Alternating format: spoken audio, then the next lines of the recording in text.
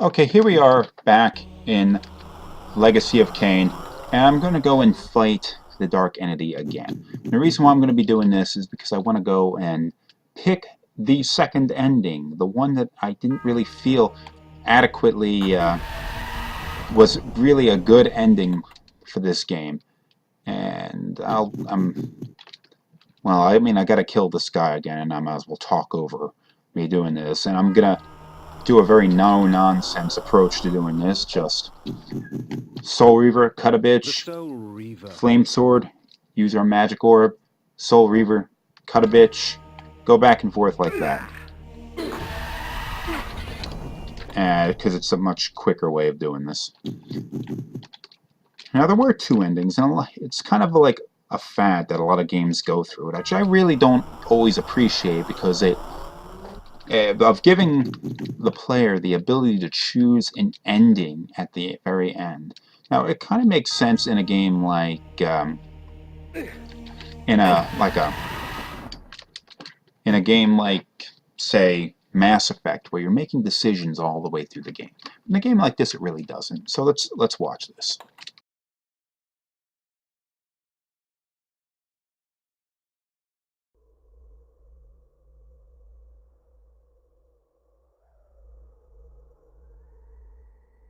I am the last pillar, the only survivor of the Circle of Nine. At my whim, the world will be healed or damned. At my whim. It is at his whim, and we're gonna go make our choice. Good ending time.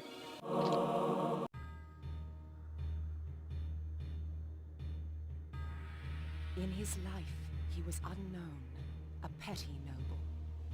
In death, he was unknown. Yet by choosing oblivion, he restored balance to the land. Shades cast no shadows. There we have it. Kain saved the world this time. And the reason why I don't like this ending is because it doesn't really fit. And it was something that I guess a lot of developers thought was a good idea at the time, and still do sometimes, and that's to just give you an option of changing the way the ending plays out. And the reason why it doesn't work is because, well, that ending doesn't fit with Kain's personality. During his life, Kain may have been like a petty noble, but he obviously wasn't some bloodthirsty maniac or sociopath running around hacking sons of bitches up.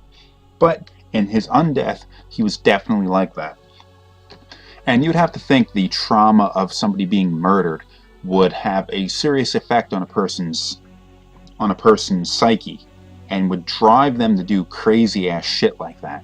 But really not really. It wasn't really enough of a influence on him to really turn him into a bloodthirsty maniac. And what was the case was New Practice corruption, because remember, from the moment he was born, Kain was the Balance Guardian's pillar.